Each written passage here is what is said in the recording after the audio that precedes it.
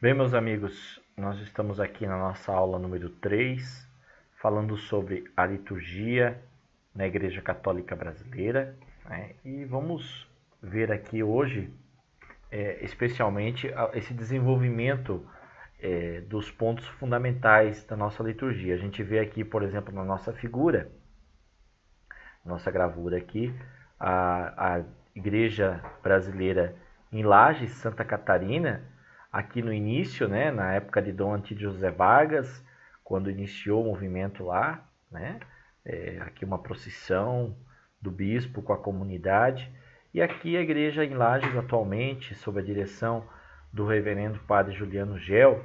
Então a gente verifica, né, esse desenvolvimento da nossa instituição religiosa, se inserindo dentro do tempo presente, buscando se modernizar, se adaptar às questões do tempo, mas jamais perdendo de vista os seus princípios fundamentais.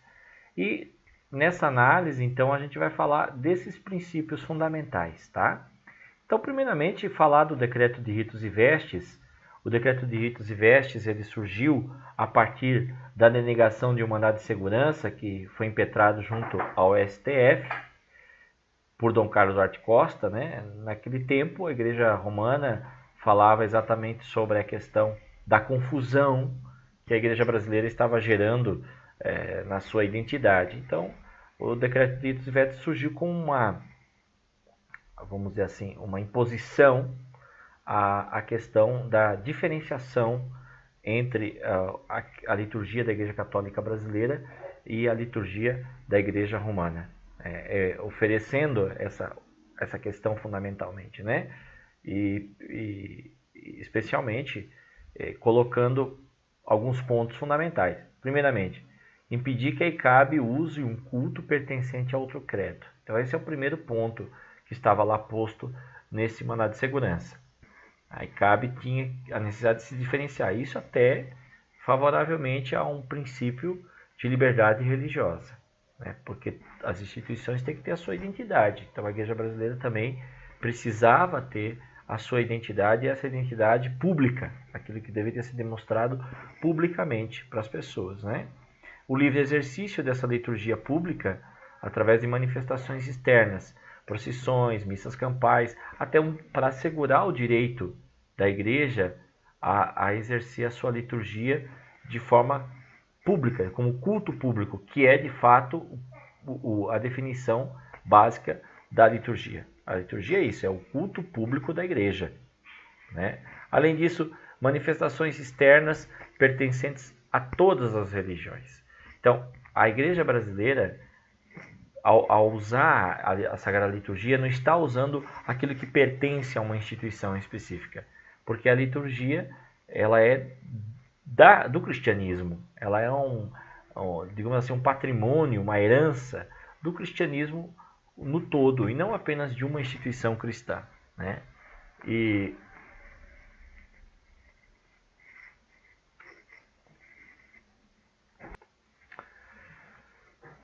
outra questão que nós vemos aí do decreto de ritos e vestes, da imposição dada acerca desse decreto, é o respeito às determinações do poder público. A Igreja brasileira ela não caminha fora dos princípios do direito público, né? Como uma instituição que está adscrita à questão da sociedade brasileira, é necessário então respeitar aquilo que é determinado pelo poder público, maiormente pelo poder judiciário, né? E a Igreja brasileira também vai ser detentora, vai fazer uso do culto românico em vernáculo. Aliás, é a primeira instituição a fazer este uso, né? O vernáculo é a língua pátria, a língua mãe. Como a Igreja brasileira inicia um movimento do catolicismo independente, né, das igrejas católicas apostólicas nacionais, então a Igreja brasileira vai utilizar o rito da igreja todo em português. Você sabe que naquele tempo o rito romano era um rito latino, era um rito feito em latim, né? O rito basicamente todo era em latim. E a Igreja brasileira vai ser pioneira, né, trazendo a língua portuguesa para dentro da ritualística católica e apostólica. Tá? Quais são as resoluções que o decreto de ritos e vestes traz especificamente? As cores, primeira resolução, as cores não são propriedade da Igreja Romana. Então, que cores são essas? Só para a gente recordar, e que a gente vai falar mais adiante, né? Quais são as cores litúrgicas principais? Então, o verde do tempo comum, o roxo da quaresma e do advento, o branco das festas de Natal e Páscoa, dos ciclos festivos de Nossa Senhora também, e o vermelho do mártir, né, dos mártires e do Espírito Santo, do Pentecostes. Né. Algumas outras cores são utilizadas, como por exemplo o preto, que também é considerado cor litúrgica, especialmente para celebrações funerárias, né, para tudo aquilo que tem a ver com a celebração de defuntos. O feitio, e quando nós falamos em feitio, nós estamos falando no quê? Nós estamos falando especificamente e como são produzidos esses materiais, esses paramentos, esses ornamentos sagrados. O feitio, então, o formato disso não é propriedade exclusiva da Igreja Romana. Até porque a Igreja Romana também vai utilizar coisas que são pré-existentes a ela, coisas que estão vinculadas ao judaísmo, coisas que estão vinculadas ao paganismo, que vão ser utilizadas pela Igreja Romana dentro da sua ritualística. Então, se você já está usando aquilo que é pré-existente a você, significa que isso não é propriedade sua. Portanto, essa é uma questão que também está sendo abordada e que está sendo colocada. Cores e feitio não são propriedade da Igreja Romana. As insígnias episcopais dadas a Arão, elas estão contidas nas descrições do livro do Êxodo e do Levítico, né? A mitra, o cajado, que é o báculo, né? As vestes, os ornamentos do sumo sacerdote, que vão ser os ornamentos utilizados pelos bispos, né? Já estão descritos lá no Antigo Testamento. Então é uma herança, como nós falamos, pré-existente ao cristianismo e que vai ser adaptada dentro da igreja cristã. As origens dessas vestes sacerdotais são comuns às igrejas. Quando eu me refiro às igrejas, eu estou me referindo ao catolicismo romano, à ortodoxia, à igreja anglicana, às igrejas de tradição episcopal e que mantêm a utilização das vestes sacras, que mantêm a utilização dos paramentos, tá certo? A liturgia a partir da legislação mosaica. Então, a legislação mosaica, que está lá contida especialmente em Êxodo e Levítico, também em Números nós temos algo, ela traz as prescrições litúrgicas, as abluções, que são as purificações, os sacrifícios, as vestes utilizadas, né, os cuidados que deveria se ter, o regramento acerca dessas celebrações. Muito interessante observar isso, porque isso dá significado, isso tem uma tipificação no Novo Testamento, isso tem uma tipificação para nós como igreja cristã, tá certo? Então, quais as providências que foram tomadas a partir dessas resoluções, a partir desses pensamentos que a igreja constituiu? Ela tomou algumas providências no sentido de fazer valer aquilo que o poder público havia determinado. Qual seja a questão da diferenciação entre a Igreja Católica Brasileira e a Igreja Romana. E quais são as providências, então, que o Decreto de Ritos e Vestes trouxe? Primeiro, para as nossas batinas, para os nossos hábitos eclesiásticos, a cor cinzenta é a cor utilizada. Batina, não só para batina, sobretudo, capas, faixas, barretes, tudo isso com distintivos verde e amarelo. Então, essa seria, digamos assim, as cores oficiais das vestes talares da Igreja Católica Brasileira. Os bispos usarão, além de batina cinza, os vivos botões vermelhos, com franja verde e amarelo, barrete vermelho com borla verde e amarelo. Então, a diferenciação dos bispos está aí. A sua batina cinza, mas com os frisos e os botões vermelhos, e o barrete vermelho com a borla, né, verde e amarelo, que são também correspondentes às franjas lá das faixas das batinas episcopais. Tá? A partir de 7 de abril de 49 surgiu o rito brasileiro. Esse rito brasileiro ele vai sofrer em 73, com Dom Luiz Castilho Mendes, né, uma sistematização mais adequada e vai ser estendido realmente para a igreja. Porque até 73 sempre foi feito assim de uma maneira muito amadora. Eram manuais datilografados que eram compilados e assim os bispos, os padres da igreja iam tendo. A partir de 73, com a edição do Missal Brasileiro e do Ritual Brasileiro, do Rito Brasileiro, essa questão vai ser, digamos, mais bem organizada dentro da instituição, né, com os padres podendo ter acesso a esse material único, exclusivo da igreja, certo? As vestes e paramentos da igreja brasileira. Como a igreja brasileira se demonstra publicamente. Então, o paramento principal é essa cor de ouro, ou dourado, que significa exatamente a cor específica para as festas de Nosso Senhor Jesus Cristo, se refere à realeza de Jesus, tá certo? Os galões verde e amarelo, sempre o verde e amarelo presente para denotar a identidade da Igreja Católica Brasileira com a pátria, com o Brasil. A cruz verde nas costas com um triângulo amarelo no centro, com as letras C e S, que quer dizer Cristo Eterno Sacerdote. A Igreja Brasileira mantém viva a herança do sacerdócio de Melquisedeque na pessoa e obra de Nosso Senhor Jesus Cristo. A estola verde, o véu do cálice verde e os galões verde e amarelo. Então essas são, digamos, essas características para as vestes festivas da igreja, especialmente em procissões, em dias solenes e de alegria. E nos dias fúnebres, a veste, vamos dizer assim, de aparecimento público da igreja é o paramento preto, com galões verde e amarelo, cruz verde nas costas, com um triângulo amarelo no centro, e as letras Cristo Eterno Sacerdote, é o CES. Estola preta, Eva do cálice preto com galões verde e amarelo. Então essas são, digamos assim, as duas determinações que vieram no Decreto Rito Verbis para mostrar, digamos assim, a questão pública de como a igreja deve se manifestar publicamente, tá certo? As procissões. As procissões trazem consigo a bandeira da igreja brasileira, que tem como lema Deus, terra e liberdade. Então a igreja brasileira sempre preocupada com as questões de caráter social também, né? Que é por isso esse lema tão forte da instituição, tá? A bandeira nacional, que é a representação máxima dos símbolos nacionais, né? E associações que eventualmente surgirem na procissão, que tiverem a ver com a igreja, com capinha cor de ouro, galões verde e amarelo, ou outros distintivos próprios, que também são respeitados pela igreja e pelo decreto de ritos e vestes.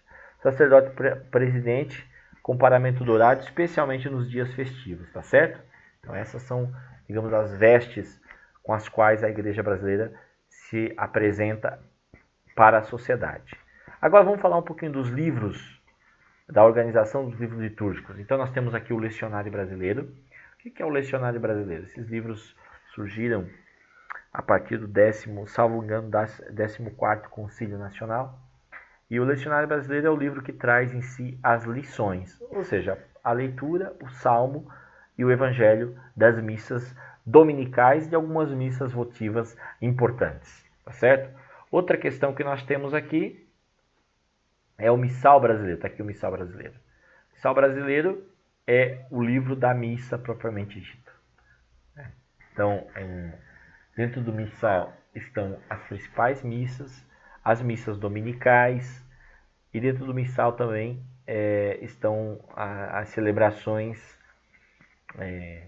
de louvor, aquela questão assim das missas mais solenes, importantes, tá? Tanto do ciclo cotidiano, né? Porque nós temos lá também o ciclo santoral e o ciclo temporal. O que nós entendemos? Qual a diferença entre ciclo santoral e temporal? Nós não vamos entrar no mérito dessa questão agora, mas só para você entender. O ciclo temporal tem a ver com as celebrações do tempo, né? Tempo da Quaresma, tempo do Advento, tempo de Pentecostes, tempo depois de Pentecostes. E a questão, digamos assim, a questão santoral tem a ver com as celebrações voltadas aos santos. E também o culto nós chamamos de hiperdulia, que é de Nossa Senhora, tá? Bom, missas constantes lá no Missal. Além disso, nós temos também o Ofício da Igreja, Ritual e Bênçãos. Esse Ofício da Igreja é um livro que traz, como já falou, o ofício divino, que são orações de domingo a sábado que nós devemos recitar, especialmente vinculadas aos salmos, e também traz uma espécie de sacramentário. O que é um sacramentário? É um livro que contém os rituais dos principais sacramentos, né? Que é o batismo, a comunhão, o casamento, a extrema-unção, que são, digamos assim, ritos de utilização dos sacerdotes, tá? E as bênçãos, bênçãos da casa, bênçãos da lavoura, bênçãos da empresa, as bênçãos em geral que são os sacramentais, estão contidos nesse livro também. Então esses 3 livros aqui formam o arcabouço fundamental da liturgia brasileira hoje, tempo presente. Esses livros são muito importantes e você certamente os terá. Se você realmente está exercendo o ministério da igreja, você vai ter acesso a esses 3 livros, essas 3 importantes obras. Para nós concluirmos aqui a nossa reflexão dessa questão da liturgia brasileira, eu trouxe alguns temas mais interessantes, mais oportunos para a gente refletir. Primeiro, sobre a missa versus Deum e a missa versus Populi. Versus Deus quer dizer versus Deum, quer dizer de frente para Deus, ad oriente, ou seja, rezar voltado para Jerusalém. É uma forma de celebrar o Santo Sacrifício da missa e as igrejas em geral eram orientadas em função disso, para que o altar ficasse desse lado. E geralmente o sacerdote se voltava para o altar. Por isso, versus Deum, para dizer sacerdote voltado para o altar de costas para o povo. Essa celebração até muito hoje assim frequente nas igrejas orientais, católicas e ortodoxas, que celebram a sua missa dessa maneira. E também a nossa igreja, em alguns locais, em algumas circunstâncias, celebra a missa versus Deum. Se não, versus Populi, quer dizer aquele modelo mais comum, que nós estamos acostumados, que é a missa voltada ao povo em geral, tá certo? Outro tema interessante é a utilização do véu. O uso do véu está na primeira carta de São Paulo, apóstolo aos Coríntios, no capítulo 11, versículos 2 a 16. Então, São Paulo fala sobre a obrigação do véu, né, e fala sobre a importância disso como um sinal de glória aos anjos de Deus, de glória a Deus. Então, a mulher que se sentir à vontade, ela é convidada em nossas igrejas à utilização do véu como um sinal salutar das bênçãos necessárias para a vida familiar, inclusive. A comunhão na boca também é outra característica muito comum nas nossas liturgias, justamente para impedir que haja os abusos. A partir do século IX, em Reims, foi determinado que fosse a comunhão dada na boca, diretamente, para evitar, vamos dizer assim, os abusos que nós falamos e até questões de magia que se envolviam com a hóstia consagrada, de levar a hóstia embora, essas coisas todas, tá? Para nós concluirmos, de fato, a nossa aula de hoje, vou passar aqui algumas regrinhas básicas, tá? Primeiro, criatividade não quer dizer copiar ritos de outras denominações, e nem quer dizer que cada diocese pode caminhar sozinha nessa estrada. Isso é importante, né? A gente saber que nós fazemos parte de um grupo maior e que as orientações, que as determinações acerca de liturgia são realizadas pelo Sagrado Concílio Nacional, que é a instância competente para fixar regras acerca da liturgia.